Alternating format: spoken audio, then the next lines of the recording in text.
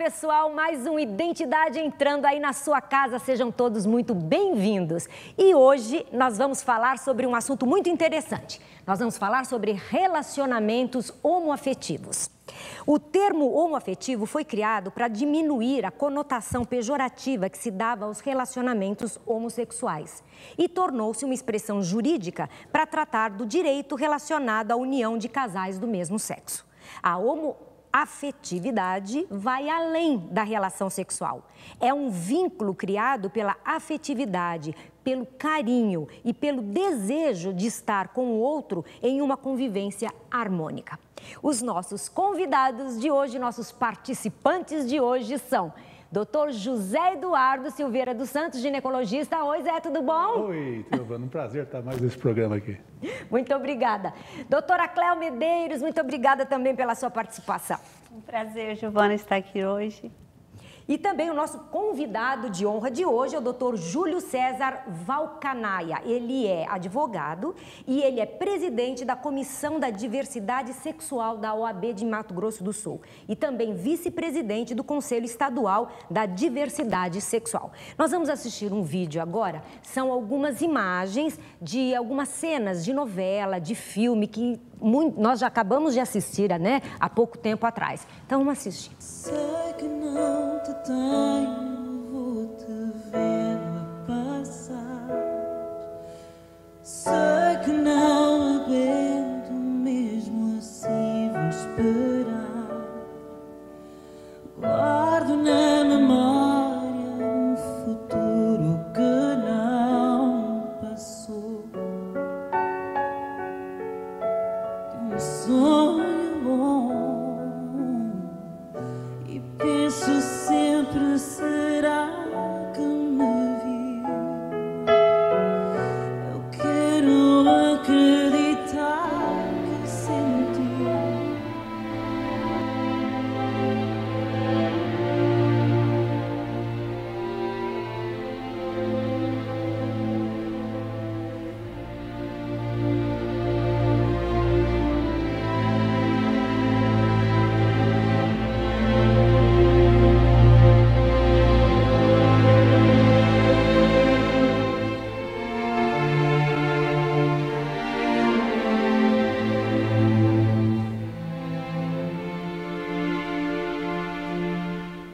Então, nós vemos algumas cenas, né, que ilustram bem o nosso tema de hoje, né, Zé Eduardo? Isso. E eu vou começar já perguntando para o doutor Júlio, assim, o lado jurídico, como o direito enxerga esses relacionamentos homoafetivos? Grande satisfação estarmos aqui tratando dessa temática que é bastante empolgante. Verdade. E polêmica, e algo, né, a polêmica se dá na modernidade do assunto, que adentrou, partiu da realidade que as pessoas viviam, que esses casais, essas pessoas homossexuais conviviam, para o meio jurídico. E nós, infelizmente, ainda não temos uma regulamentação, através de uma lei ordinária, através do Congresso Nacional, que é o caminho legislativo.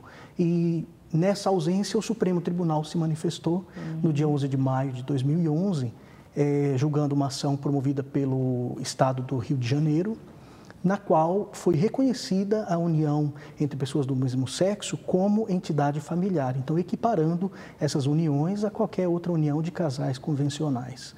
Então, juridicamente, esse é o momento onde que se desencadeia uma série de discussões e amadurecimento jurídico sobre essa união, porque dela decorrem várias outras consequências, vínculos, direitos, obrigações que nascem a partir desse reconhecimento. Mas é importante dizer que essa decisão do Supremo foi unânime, né? Os 11 ministros votaram unanimemente e veio trazer para a comunidade LGBT, sobretudo aqueles que pretendiam se casar, porque nem todos querem, assim como também as pessoas heterossexuais, muitas não querem se casar. Mas veio resgatar a dignidade dessas pessoas que vinham convivendo já desde a infância, na vida escolar, nas universidades, no mercado de trabalho, no sistema de saúde, previdência, enfim, todos os outros campos viviam sofrendo de preconceito. E, doutor Júlio, como o nosso Estado vê?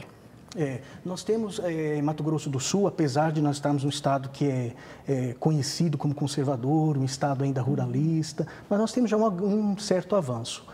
Falando de Centro-Oeste, nós somos um estado pioneiro em legislação e promoção da equidade para as pessoas LGBTs, que são as pessoas lésbicas, gays, travestis, transexuais e bissexuais. Então, nós já temos um arcabouço de normas já bastante importante e interessante em Mato Grosso do Sul. Nós temos uma lei já de 2005 que regulamenta, que determina o que é preconceito contra as pessoas homossexuais e pessoas transgêneras, do ponto de vista do afeto, da manifestação de afeto em espaços públicos, do reconhecimento da diferença delas no ambiente escolar, nas unidades de saúde. Nós vamos falar sobre isso. Até o senhor estava conversando comigo antes, falando desse preconceito. Gente, eu odeio essa palavra preconceito, né? A partir do momento que você fala preconceito é porque você já tem. Então, é muito ruim isso. É muito ruim porque é uma sociedade que impõe normas e que você tem que seguir essas normas como sendo todas corretas.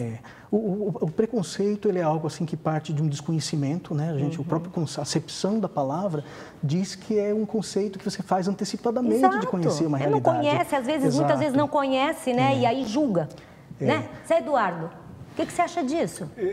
Giovana, vou sempre falar um pouquinho do lado que eu domino, que eu vivo, que é a parte da medicina.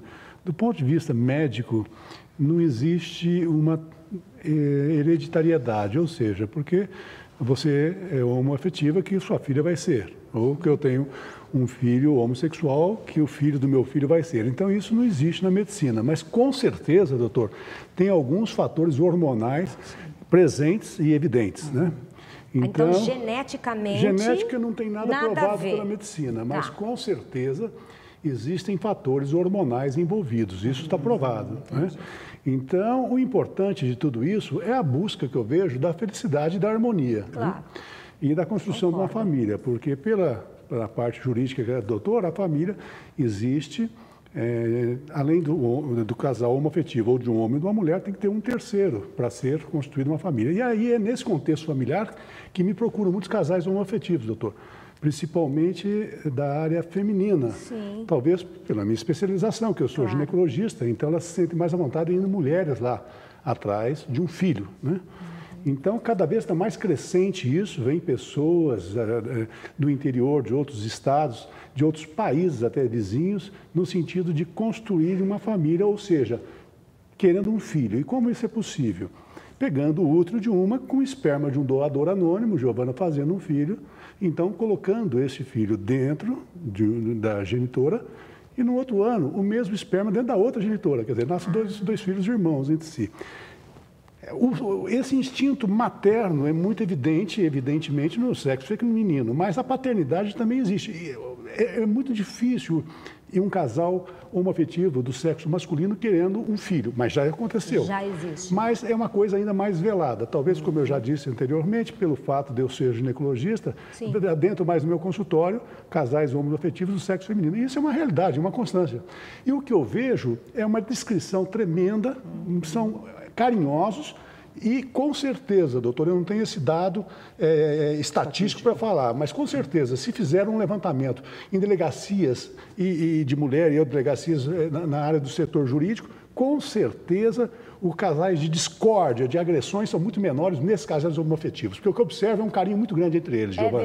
É verdade. Eu vou fazer o seguinte, Zé Eduardo, a gente sabe que você foi o primeiro inseminador artificial do estado do Mato Grosso do Sul, então, mais tarde você pode falar sobre isso, e a Cléo também, vou te questionar sobre o lado emocional, como vivem essas pessoas com tanto preconceito descarado e velado.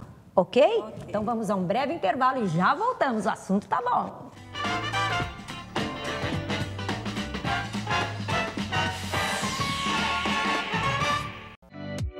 Sofisticação, estilo e bom gosto. Na Estilo D, você encontra design, beleza, decoração e uma variedade incrível de produtos.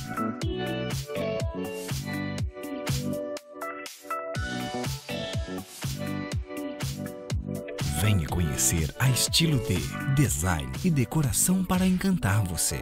Rua Ceará, 987.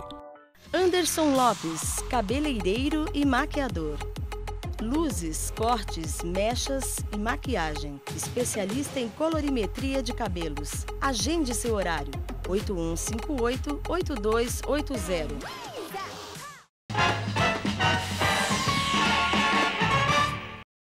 Voltando aqui no Identidade, o assunto super interessante, atualíssimo, atualíssimo assim em parte, né, Cléo? Que a gente sabe que sempre existiu. Mas eu vou pegar o gancho do Zé Eduardo, quando ele fala que o relacionamento entre as meninas é uma afetividade muito grande, eu acredito também que entre os meninos seja.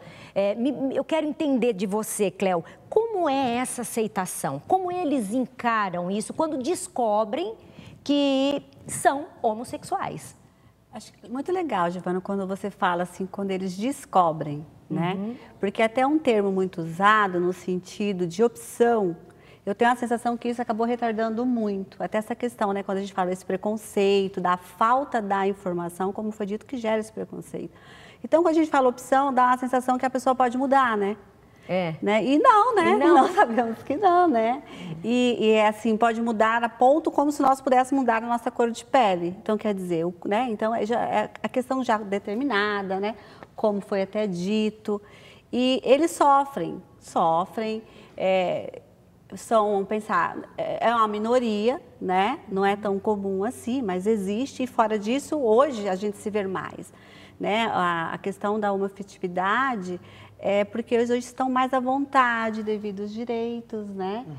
Se fala de uma forma mais aberta, as conquistas. Exato, até a própria mídia mostra isso abertamente nas novelas, né? E as novelas estão mostrando os vários tipos, né? Começaram com o homossexual, assim, entre eles mesmos. Estou certa a falar esse termo, né, doutor? Sim, homossexual. Né? Aí mostraram as meninas, depois agora estão mostrando aquele que tem a sua família, é casado e tal, mas tem a sua opção sexual diferente, mas continua tendo uma família.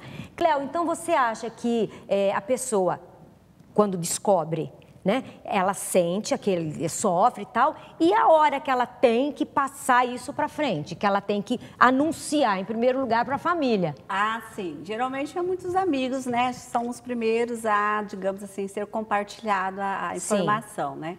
E dentro, geralmente, da família é a mãe, né? A mãe. Então, geralmente, eles contam primeiro para a mãe. A mãe sempre abraçando, a mãe né? sempre abraçando, né? Essa relação, assim, de confiança mesmo, né? Verdade. Mas isso depende muito, né, do modelo dessa família, né? Até onde, se a gente fosse pensar no tal do machismo, né? Como que isso foi modelado dentro dessa família? Como que esse pai vê, como essa mãe vê, e essa falta mesmo de informação, que é um dos maiores problemas. E para ser contado, às vezes a família, ela nega a situação, ela nega, né? Ela sente culpa, os pais sentem culpa, vergonha, né? A ponto de pedir para esse filho morar fora da cidade ou ter uma casa, digamos assim, que não seja a mesma compartilhada com esses pais. Então, assim, não é fácil, não é fácil, né? Mas bem acompanhado, um acompanhamento psicológico, a informação, a busca dos direitos e tentar saber mais, sana muito bem isso, ajuda muito e é o caminho. Acredito nisso. Doutor Júlio, o senhor estava me contando a história, né? Eu até perguntei para o senhor, é atual? Ou então, por que está tendo esse boom, né?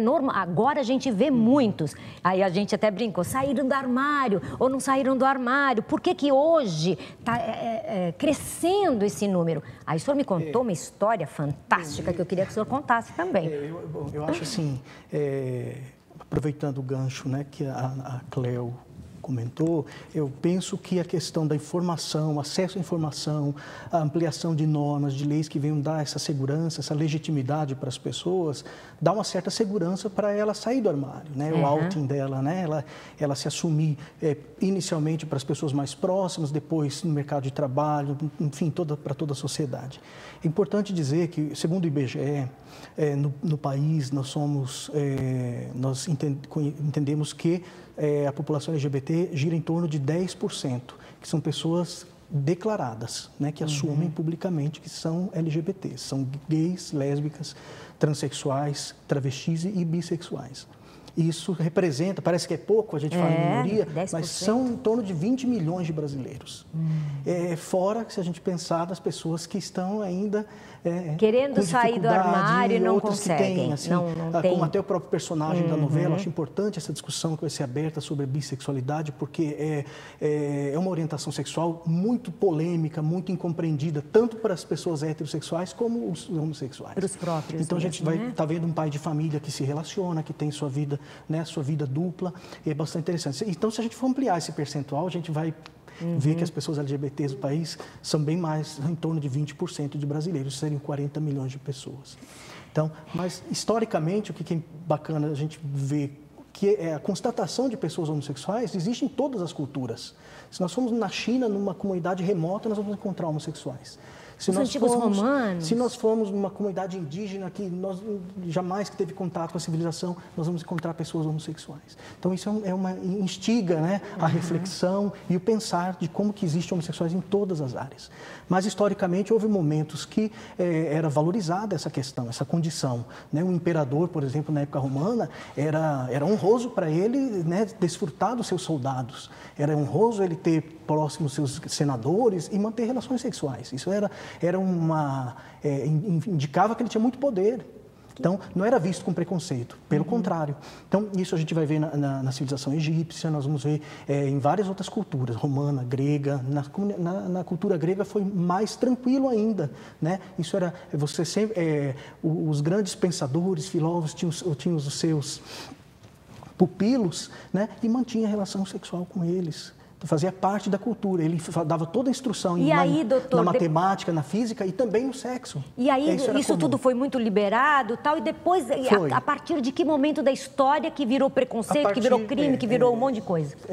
A partir num determinado período na Idade Média, quando a Igreja Católica institucionaliza o preconceito, dizendo que as relações entre pessoas do mesmo sexo era pecado e crime. Daí, quando passa-se a Inquisição, passa a caçar essas pessoas, E em várias culturas, elas são denunciadas, elas recebiam pena de morte, Iam para a fogueira, eram decapitações, enfim, começou essa perseguição. Então, houve a institucionalização do preconceito. Você sabia disso, Zé Eduardo? Hein? Você sabe que esse preconceito, realmente ele existe no dia de hoje. Eu acredito que talvez vai ser difícil tirar, porque esse assunto é um assunto, como a gente estava falando, antigo, atual e futuro. Existia, sim, a prova disso, que na própria Grécia, se você vai lá hoje e vê as estátuas dos imperadores, muitos deles são totalmente afeminados, feminilizados, Isso é uma verdade, E realmente, eu acho que a Igreja Católica realmente ela policiou mais isso aí tudo e veio mais o preconceito, arraigou mais esse preconceito. Basta se lembrar que Galileu Galilei, quando falou que o Sol era o centro do universo, instigado pela Igreja Católica, eu sou católico cristão, mas tem as passagens que são verídicas, não é verdade, Giovana, que a gente não pode esconder. Evidentemente, ele foi quase que queimado vivo e ele precisou reconhecer que ele estava errado, que ele não estava, para não ser queimado. Então, essa parte aí religiosa e social passou por algumas transformações. A verdade é que é um assunto atual e esses casais têm que ser respeitados, esses relacionamentos, Giovana, têm que ser respeitados. E eu acredito que é muito importante a constituição de uma família. Todos os casais que eu tenho, que tenho feito com que eles consigam o seu filho. Esses filhos são muito bem criados, são filhos amados. Isso que eu queria conversar no próximo intervalo sobre isso, os filhos desse relacionamento. São perfeitos. E os homens que ainda têm um tabu sexual e buscam menos isso, eles se apegam o quê? A animais. É muito comum os casais homoafetivos do sexo feminino têm animais, cachorros, que eles se apegam demais. Por quê?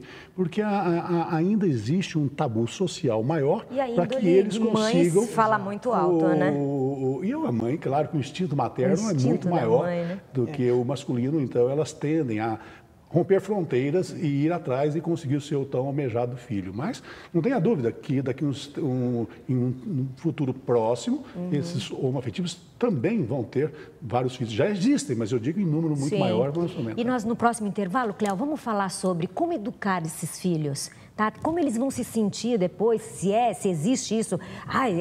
Sou filho de 2 mães ou de 2 pais. Como funciona a cabecinha deles, tá bom? Próximo intervalo, fica aí!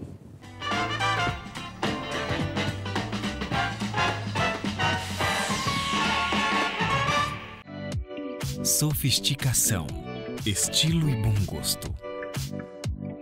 Na Estilo D, você encontra design, beleza, decoração e uma variedade incrível de produtos.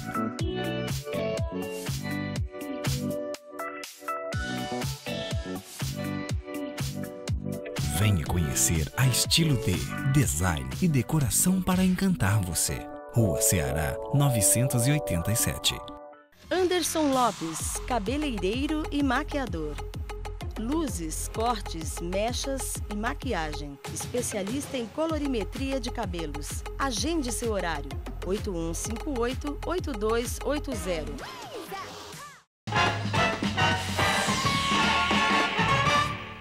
De volta ao Identidade, eu tinha feito uma pergunta para a Cléo no bloco anterior sobre como educar os filhos desses relacionamentos homoafetivos. Cléo, existe uma diferença?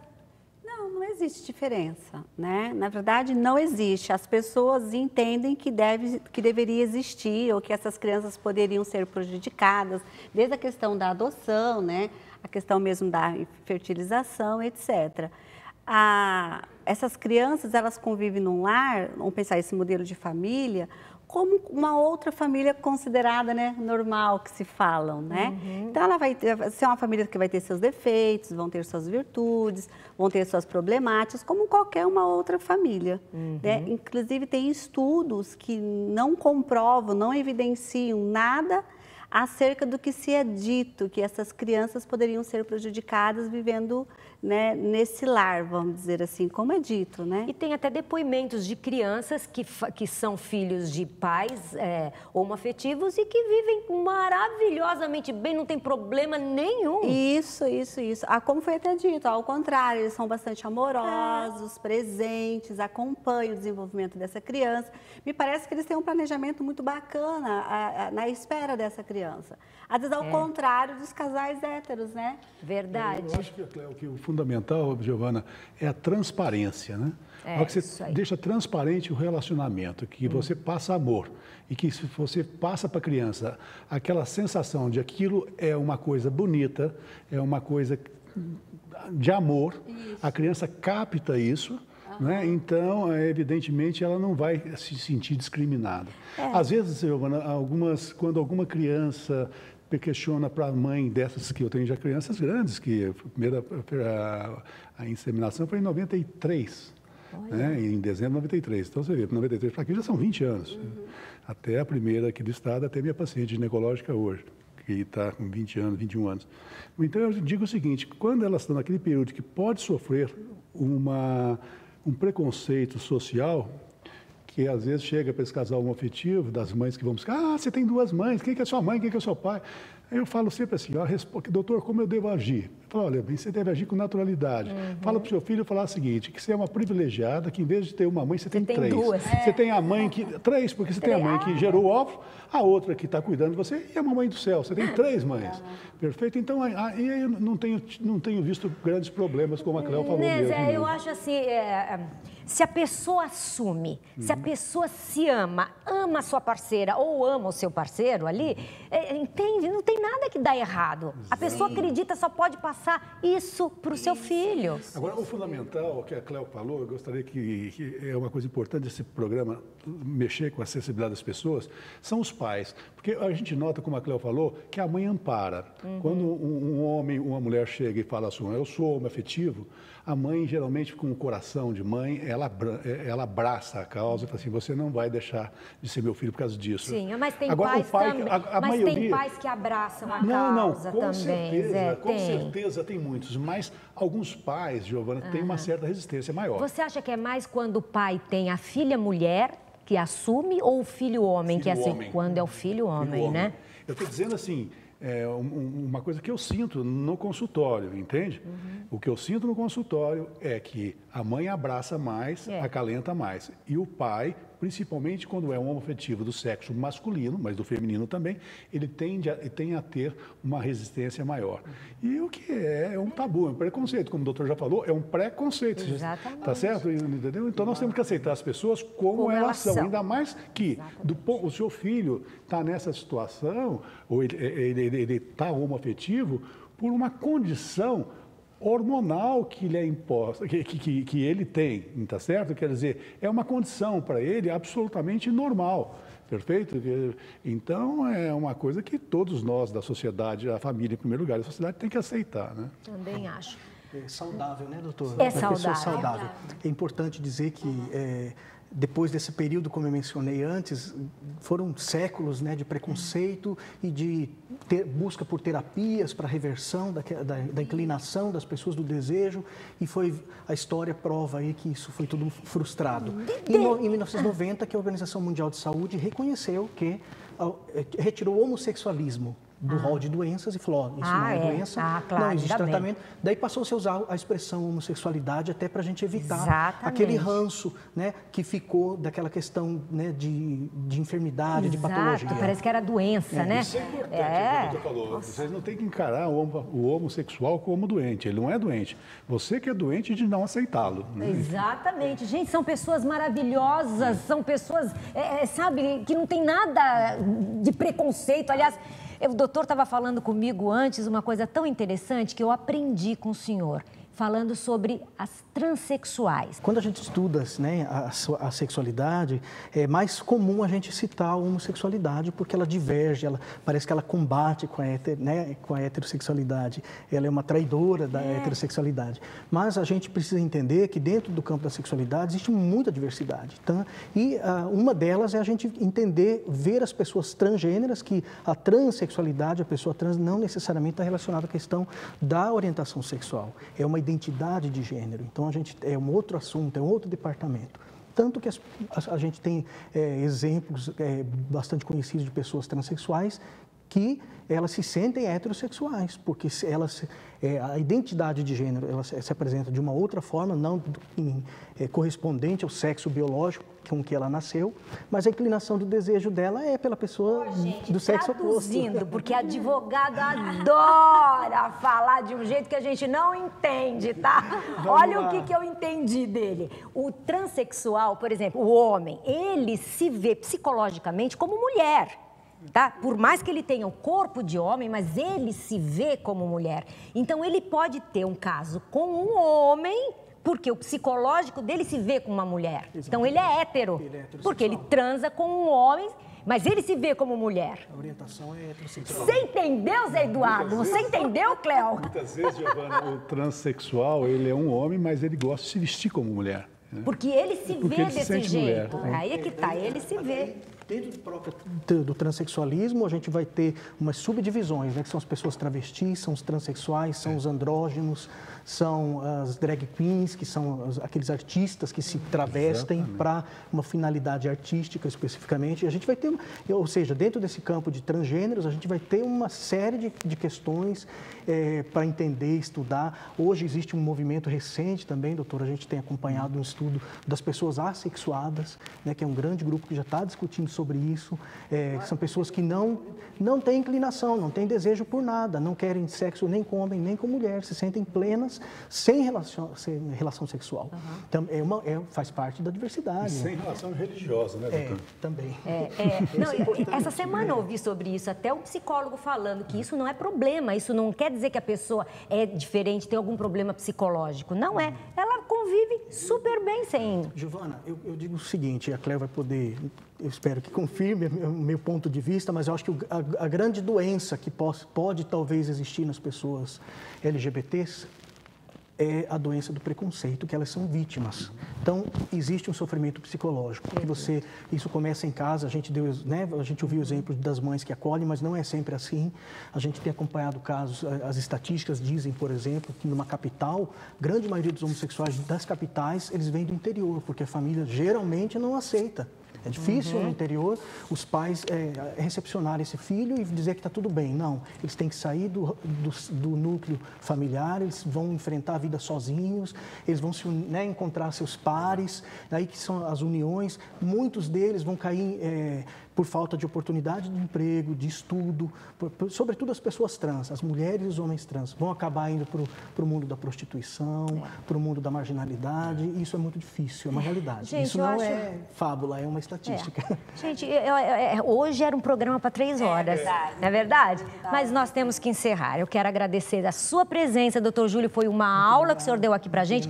Conte com a TV Educativa sempre que precisar, o nosso programa está aberto aí também, esclarecedora a sua entrevista, muito obrigada. Giovana. Muito obrigada, Cléo, pela participação, doutor Júlio, Zé Eduardo, muito obrigada. E fica a dica aí, hein, gente? Reflexão e discernimento quanto às escolhas das pessoas, sem julgamentos, tá? Então é por aí que tem que olhar essas diferenças que falam. Eu quero agradecer os nossos parceiros culturais, Estilo D Móveis e Decoração, a loja que montou o nosso cenário, 3222-2070. Vínculo, um centro de atendimento e serviço em psicologia, 3025-6667. New Físio, clínica de estética, 3211-2590. Anderson Lopes, cabeleireiro e maquiador, 8158-8280. Carol Lúcio Semijoias, atitude e sofisticação, 3025-5679. E Caluanã Boutique que me veste, 3043-3494. Não esquecendo a nossa página no Facebook, Facebook/Identidade TV. Muito obrigada pela tua participação hoje. Tomara que você tenha gostado do nosso assunto. Um beijo bem grande e até a semana que vem com mais uma Identidade. Fica com Deus.